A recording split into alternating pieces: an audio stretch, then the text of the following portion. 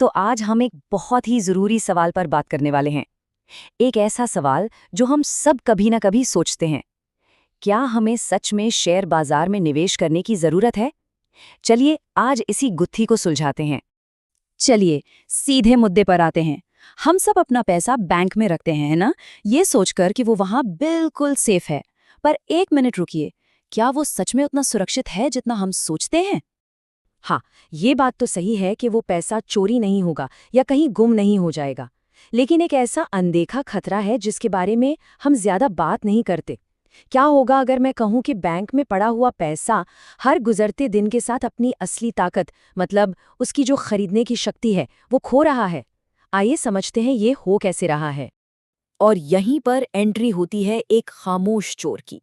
एक ऐसी चीज जिसे हम सब महसूस तो करते हैं लेकिन शायद पूरी तरह समझ नहीं पाते। जी हाँ, हम बात कर रहे हैं महंगाई यानी इन्फ्लेशन की। देखिए, सीधे और सरल शब्दों में कहें तो महंगाई का मतलब है वक्त के साथ चीजों का महंगा हो जाना। जरा सोचिए, जो समोसा कभी 5 रुपए का मिलता था, आज वही 15 का है। नोट तो वही है, पर उसकी वैल्यू कम हो गई। मतलब आज जितने पैसों में आप जो सामान खरीद सकते हैं, कल उतने ही पैसों में उससे कम सामान खरीद पाएंगे। इसे समझने का एक और बड़ा अच्छा तरीका है। सोचिए, आपका पैसा एक गाड़ी के टायर जैसा है और महंगाई उस टायर में एक बहुत ही छोटा सा न दिखने वाला छेद है। आपको फौरन तो पता नहीं चलेगा, लेकिन धीरे धीरे लगातार आपके पैसे की हवा निकल रही है, उसकी वैल्यू घट रही है। अच्छा, अब जरा इस चार्ट पर नजर डालिए, ये सारी कहानी साफ कर देता है। एक तरफ है शेयर बाजार का औसत रिटर्न जो करीब करीब 10% के आसपास रहता है। बीच में है महंगाई की औसत दर लगभग 3%। और सबसे आखिर में देखिए सेविंग्स अकाउंट का ब्याज जो मुश्किल से ½ % होता है। तो सीधी सी बात यह है कि अगर पैसा सिर्फ सेविंग्स अकाउंट में पड़ा है तो असल में आप महंगाई से बुरी तरह हार रहे हैं। आपका पैसा बढ़ नहीं रहा, घट रहा है।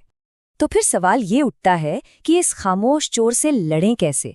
अपने पैसे को धीरे धीरे खत्म होने से कैसे बचाएं? जवाब जवाब बहुत सीधा है। देश की तरक्की का, देश के विकास का हिस्सा बनकर। देखिए, जब हम कहते हैं कि स्टॉक या शेयर खरीदिए, तो इसका मतलब बहुत आसान है। इसका मतलब है कि आप किसी बड़ी कंपनी के बिजनेस में एक छोटा सा हिस्सा खरीद रहे हैं। आप उस कंपनी के मालिक बन जाते हैं, भले ही आपका हिस्सा कितना भी छोटा क्यों ना हो। और हाँ, इसे जुआ समझना सबसे बड़ी भूल है। निवेश का मतलब नंबरों पर सट्टा लगाना बिल्कुल नहीं है। इसका मतलब है देश की सबसे अच्छी कंपनियों की कामयाबी में हिस्सेदार बनना। जब वो कंपनियां आगे बढ़ती हैं तो आपका पैसा भी उनके साथ साथ बढ़ता है। चलिए अब उस जादू को समझते हैं जो लंबे समय के निवेश को इतना पावरफुल बना देता है। इसे कहते हैं कंपाउंडिंग की शक्ति।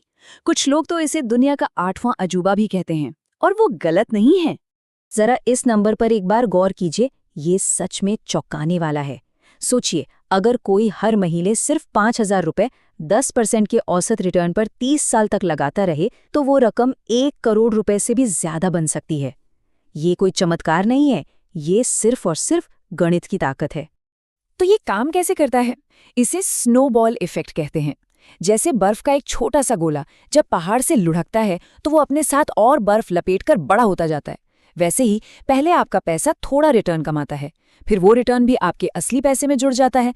अब आपकी बड़ी हुई रकम पर रिटर्न मिलता है और ये सिलसिला चलता रहता है और आपकी दौलत तेजी से बढ़ती जाती है।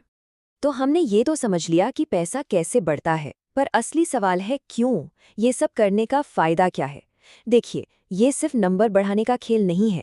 ये अपने सपनों को, अपने फाइनेंशियल गोल्स को हकीकत में बदलने का जरिया है। चाहे वो एक आरामदायक रिटायरमेंट के लिए पैसा जोड़ना हो या फाइनेंशियल फ्रीडम हासिल करना हो, चाहे घर या गाड़ी जैसी कोई बड़ी चीज खरीदनी हो या फिर आने वाली पीढ़ियों के लिए कुछ छोड़कर जाना हो, निवेश इन सभी मकसदों को पूरा करने का एक बहुत शक्तिशाली तरीका है। अब एक बहुत ही जरूरी फर्क समझना होगा, और वो है बचत यानी सेविंग और निवेश यानी इन्वेस्टिंग के बीच का फर्क। ये दोनों एक ही चीज नहीं है। जैसा कि आप देख सकते हैं, बचत का मकसद होता है पैसे को सुरक्षित रखना, खासकर छोटे समय के लक्ष्यों के लिए, जैसे कोई इमरजेंसी आ जाए। वहीं दूसरी तरफ निवेश का मकसद है पैसे को बढ़ाना, वेल्थ क्रिएट करना, और ये लंबे समय के लक्ष्यों के लिए होता है, जैसे रिटायरमेंट। दोनों जरूरी हैं, पर दोनों का काम एकदम अलग है। ये एक बहुत मशहूर कहावत है जो सब कुछ बयां कर देती है। शेयर बाजार एक ऐसी मशीन है जो बेसब्र लोगों का पैसा सब्र रखने वाले लोगों की जेब में डाल देती है। मतलब यहाँ इनाम उसी को मिलता है जो धैर्य रखता है, जो लंबी रेस का घोड़ा है। तो इस सारी बातचीत के बाद सवाल अब सिर्फ एक ही बचता है, आपका पैसा क्या कहानी कहेगा?